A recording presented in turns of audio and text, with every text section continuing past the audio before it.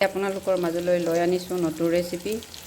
আজি মই বিন আৰু আলু বইল কৰিছোঁ। এয়া বিন, এয়া লগতে আলু দেখিছে, আৰু ইয়াত আলু মটৰ আৰু বিন ফ্ৰাই কৰি লৈছোঁ দেখিছে।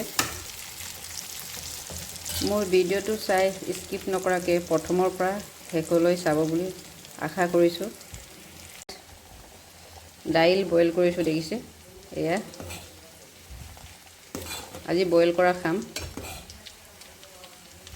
এতিয়া ইমান ধুনীয়াকৈ উতলিছে দেখিছে। এয়া দাইলো হৈ গৈছে। এতিয়া মই অফ কৰি দিছোঁ। এয়া আলু মটৰ বিন হৈ গ'ল। এতিয়া গেছটো অফ কৰি দিছোঁ।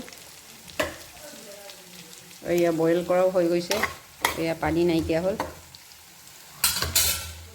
গেছ অফ কৰিলোঁ। এতিয়া মই শুকান জলকীয়া এয়া গেছত পুৰি লৈছোঁ।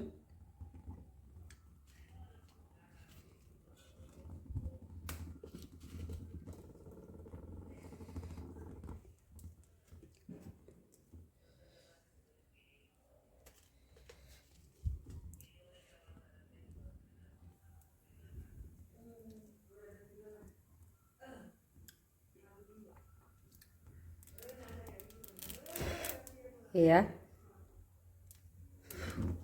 শুকান জলকীয়া পোৰাও হৈ গ'ল।